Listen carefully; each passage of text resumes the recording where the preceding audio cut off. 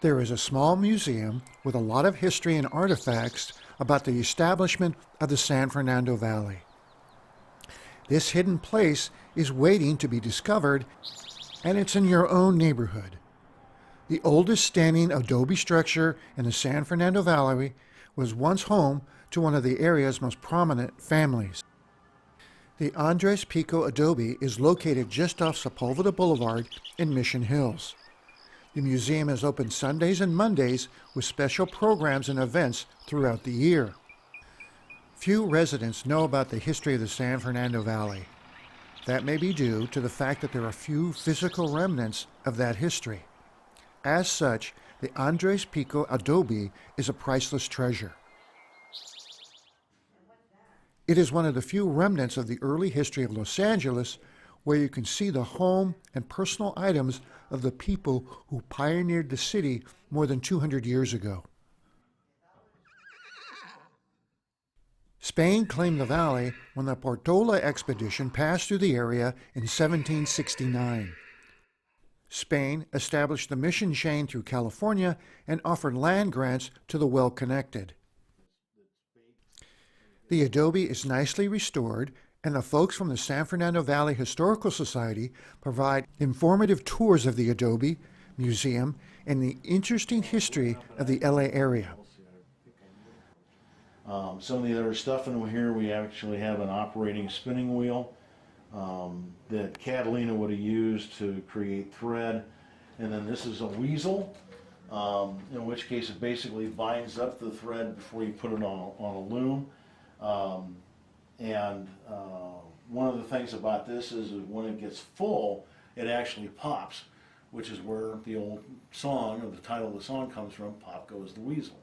The Andres Pico Adobe was listed on the National Registry of Historical Places in 1966. It is a California historical landmark and a Los Angeles historic and cultural monument as well. The adobe is filled with historical photographs and artifacts. Authentic furniture and china outfit the house.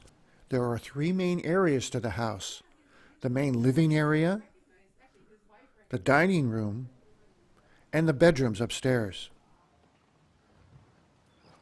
The adobe was built in about 1834 and is believed to have originally been a utility building for the Mission San Fernando, just a short walk away.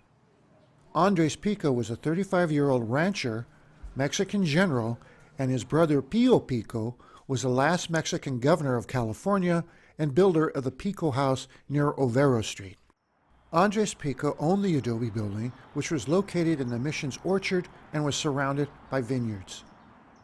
The adobe as it stands today is just as it might have looked when Romulo Pico and his family lived in it. It was Andres' son Romulo and his wife Catarina who lived in the house in the 1870s and improved and enlarged the original building and made it their home. They lived at the house until the 1890s.